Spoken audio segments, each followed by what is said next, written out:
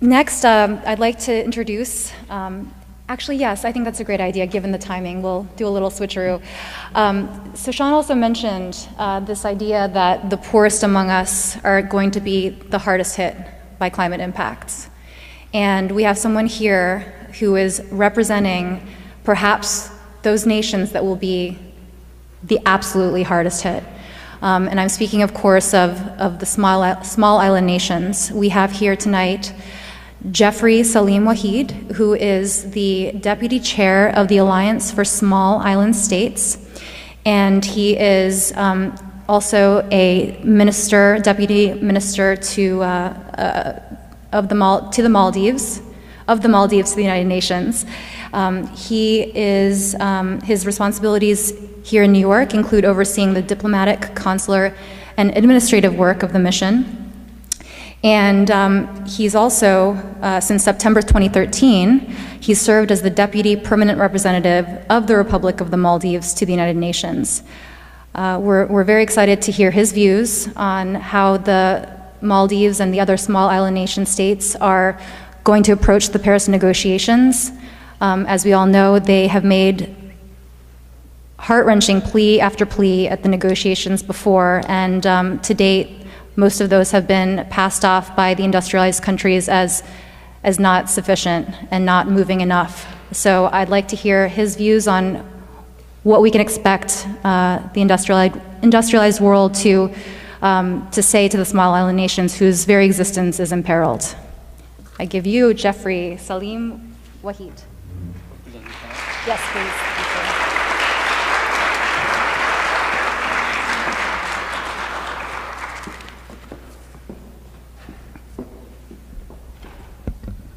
Thank you, Clara. Thank you for that introduction. Let me say what a privilege it is to be here at this event and apologize that I have to leave early. Being from a small country and a small mission, we wear many hats and we have a lot of commitments. So I do apologize for having to leave early. As you said, my name is Jeffrey Wahid. I'm the Deputy Permanent Representative here in New York. And along with my ambassador, Ahmed Sarir, who's currently in Lima, we oversee our work in the United Nations across a wide array of issues, from social issues, from human rights, from this UN Security Council to UN reform, and of course sustainable development and environmental issues. But let me begin by telling you a little bit about the Maldives. The Maldives is an archipelago in the Indian Ocean made up of 1,192 islands, 300 of which are home to small island communities and single island resorts that have made the Maldives such a popular tourist destination. That's how most people know the Maldives.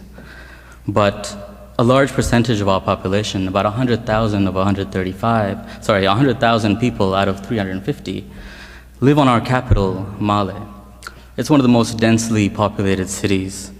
And in addition to that, we also have the distinction of being one of the lowest lying island nations in the world, with our highest point less than 3 meters above sea level. As you heard in the introduction, since the beginning of this year, the Maldives has been the chair of the Alliance of Small Island Countries, AOSIS. We are a coalition of 44 low-lying island and coastal nations from the world's oceanic regions. Although membership of AOSIS is diverse, with countries from the Caribbean to the Pacific to the South China Sea, we have strong unifying attributes. All of our countries, all of our members must contend with the combined challenges of geographic isolation, small economies, and high exposure to extreme weather events. Let me give you a sense of how isolated we are. Even in an age of technology, in an age of state-of-the-art communications, the recent water crisis in the Maldives had our capital in peril.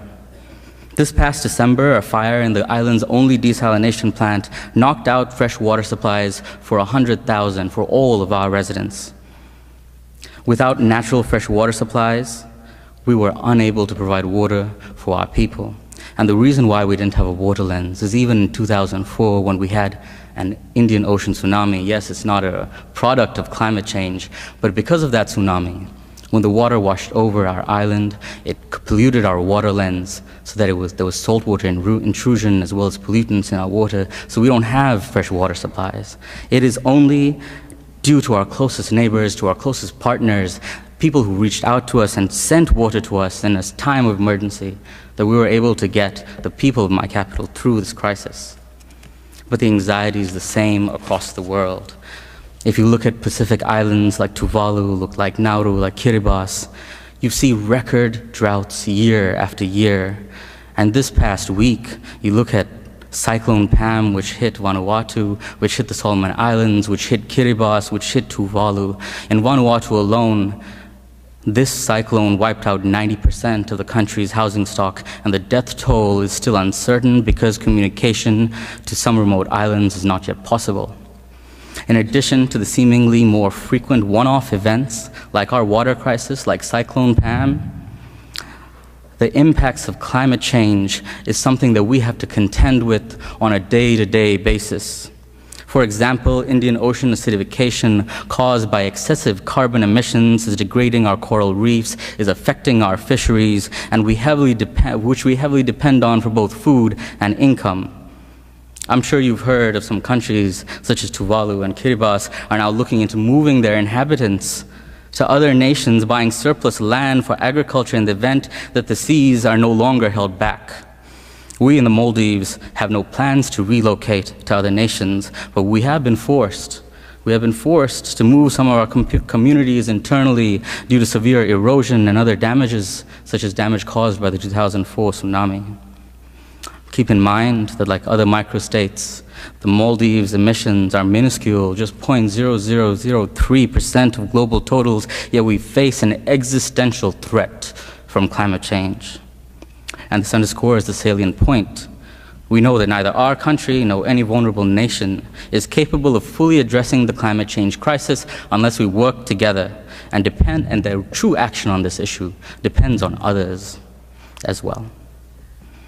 Now, with that background, let me give you some information about the current UN negotiations on climate change. Now, I must confront up front that I don't follow the climate change negotiations as closely as many of my colleagues do, but I can give you a broad perspective of where we are and where we're trying to go. In 2011, even recently, the nations of the world agreed that we should come up with a global agreement on climate change by this December this year at the meeting in Paris. And the agreement is mandated to go into effect in 2020. Now, the problem with this is that that leaves an ambition gap between the commitments that have only been made up until this year, an ambition gap between this year and 2020. So what AOSIS has done, under previous chairs, and with the Maldives support, has been to put a program in place to address mitigation action in the pre-2020 period. We're well aware that action is needed before 2020 to avoid locking in high-emitting infrastructure such as coal power plants. We have been meeting since 2011 to discuss the shape of this new global agreement. One of the features of it is that all countries will need to play their part in reducing emissions. In Geneva this February, we agreed to a draft negotiating text, mostly because we agreed to almost everything that people proposed. We have a document that's 90 pages long. It includes a lot of potential options, such as mitigation, adaptation, loss and damage, support to developing countries to address climate change. But over the coming months, between now and Paris, what we need to do is we need to streamline this text. We need to find options and political agreement on issues that are extremely difficult, that are incredibly tricky. Now, among the main issues that we have to contend with is the issue of, do we go up 2 degrees, do we go up 1.5 degrees? The AOSIS position right now is 1.5. The science on this issue, the science on climate change, it is clear.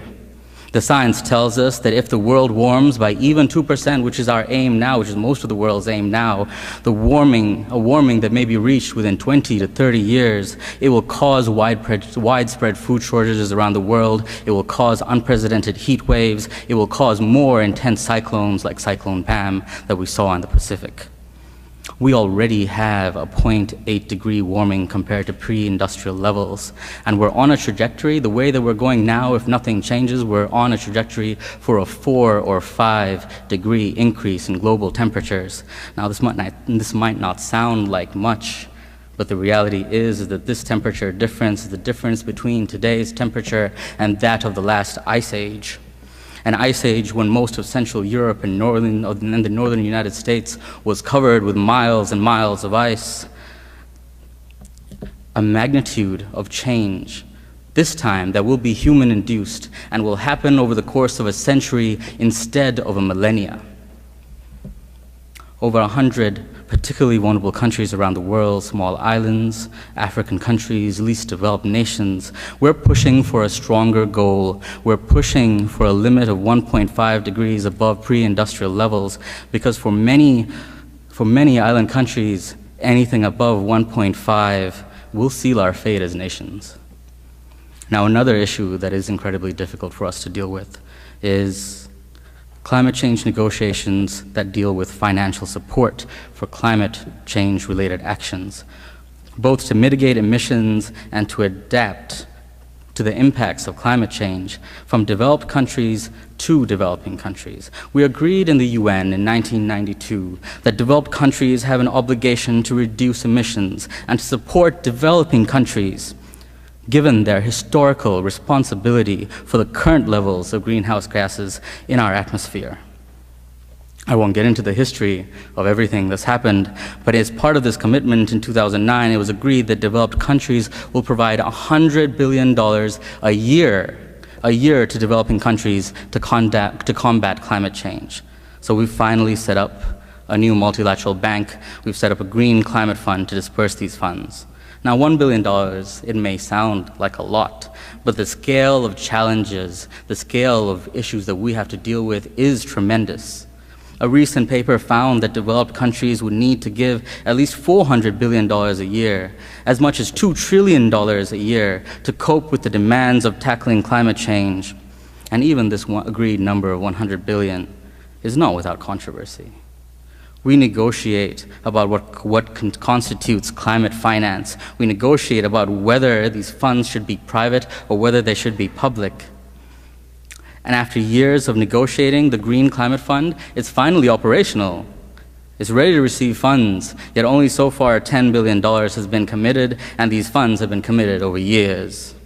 Clearly, the funding in place is grossly insufficient compared to what we need. Until developed countries are serious about climate finance, it will be difficult for us to find a way to reach a goal in Paris, where emerging emitters such as India and even China feel compelled to take action. Now, we do need to recognize that countries won't commit to promises they can't make, but we need to put incentives and support in place to help people make the changes they want to make, whether it's with renewables in New York City or renewables in the Maldives. We will need to do our part, and we have to understand that it is an incremental process. But little by little, we will make the change. And that being said, we need to ensure that civil society, that even organizations like 350, continue to keep up the pressure on governments, to force governments to come to Paris with strong commitments that put their path in line with what the science tells us. Thank you.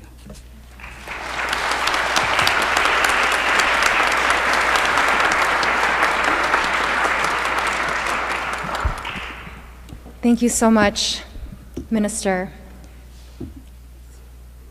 You know, you reminded us about extreme weather, and I'm going to take the liberty of asking a question because I know you have to leave. Oh, and I see Helen Rosenthal has arrived. Welcome, Helen, council member. You mentioned, for example, the devastation that was brought about by a tsunami, the Indian tsunami. And while you correctly pointed out it wasn't caused by climate change, we know that the rising sea levels are absolutely caused by climate change. And so when those tsunamis hit, when the cyclones do kick up those waters, the consequences are that much greater because of climate change. So I think from a messaging perspective, given that I work in communications, at every turn you should emphasize the fact that that sea level is rising and that storm surge is creating the devastation and the havoc and the economic ruin when those kinds of maybe normal events take place. I learned recently that India's Prime Minister, Narendra Modi, has committed to assist the alliance of small island nations in some way in the lead up to Paris. That was remarkable to me because India and China have both historically stood on the sidelines claiming that as not having contributed to the problem, they shouldn't be expected to deliver deep commitments. Though we saw last year in December in Lima that for the first time developing nations were stepping up, because at the end of the day, we all have to step up at this point. What do you make of Modi's commitment? What does it mean? And what are you hoping for? Thank you, Clara. The reality is that when it comes to this instance, when it comes to this moment, we really do need all countries to come on board. It's no longer just an issue for developed countries, but for developing as well. And we've received both positive indications from China and India, but the reality is that developed countries need to show the kind... I can speak closer. Sorry. Thank you. So developed countries need to be able to show leadership as well. Now, we look forward to India's leadership on renewables. We look forward to their leadership on cities. We're also excited to see that India will be more constructively engaged in the UNFCCC process. We're very happy by the pledges recently made by both the United States and the EU and China. And we're hopeful going forward. And I think that's one of the things that the Maldives was particularly noted for, even in Geneva. That while we did have this incredibly difficult document, we had 90 pages that included everything under the sun, we still are hopeful because we're getting a lot of positive indications. And though this is our first year as the chair of the Alliance, leading the climate change movement is something that doesn't happen in leaps and bounds, but rather step by step. And we're hoping that in the intersessionals, in the meetings between now and Paris, that we're able to get to a place where we have a streamlined document that actually meets the needs of small islands as well as all developing countries. Thank you. You mentioned also AOSIS's position that they think the upper limit for temperature rise should be 1.5 degrees Celsius and not 2 degrees, as many other countries are advocating. I also mentioned in the beginning that we now have pretty direct evidence that both the West and East Antarctic ice sheets are melting and will likely give rise to 21 feet of sea level rise. That's in process now and unlikely to be reversible given the temperature change you mentioned to date, which is only about 1 degree above pre-industrial nations. So in your view, is 1.5 degrees still relevant? The reality of what 2 degrees means for islands like the Maldives means that 1.5 as a target is always relevant. And though we're only at 0.8 degrees now, what we have to understand is that that's not where we are now. It takes 30 to 40 years for the impacts of carbon in the atmosphere to even be felt by us. What we have now is not 0.8, though if you turned off all the lights in the world today, if you turned off every generator, every power plant, the temperature would still rise over the course of the next 40 years. It's not something that we can change. We need to have as high an ambition as possible. And the reality is that no matter how far we go, even with 1.5 degrees, which is now looking less and less likely. Even with 1.5 degrees, there will be severe impacts across the globe. And when I talk, it's not just sea level rise. It's extreme weather events as well, tidal variations, cyclones. We've seen more extreme weather even here in New York than we have in the past 30 years. This is not something that'll affect the low alone. It'll affect the high, the north and the south. It'll affect everyone equally. And what you get on the equator in Maldives, we're fortunate to be right on the equator. But what happens on the equator will affect the poles far greater. Sorry, that rhymed. You're very poetic. Thank you. You have a great cadence.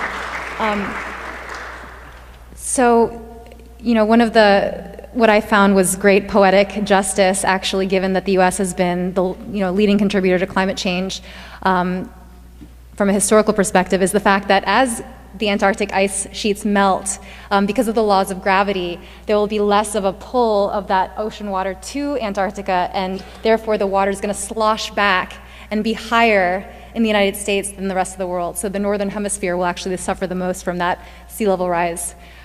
So I'm going to ask you one last question just because I want to make use of our time together.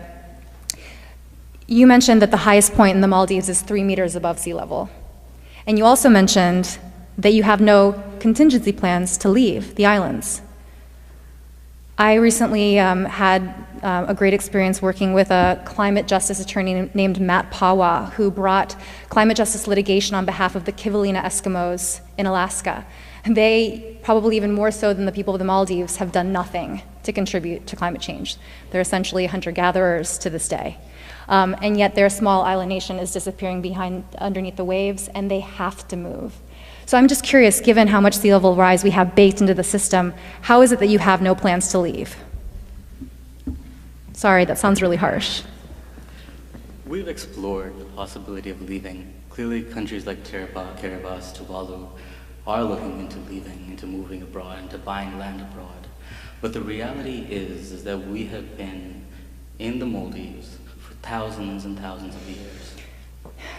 The Maldives is our culture, is our heritage, is our past, our present, and it has to be our future. Because once we leave the Maldives, we will lose our culture, we will lose our heritage, we will lose everything that makes a Maldivian we will lose, because we will be incorporated into whatever other culture there is. No matter how hard we try to maintain our traditions, we will not be able to. Everything that makes the Maldives a sovereign nation will disappear. And that's the reason why there is no other option. There's no way we can take land on another place and say that it's ours. Because the only way that we can survive is to actually survive, is to stay in our land, is to make sure that our islands don't disappear. Thank you so much.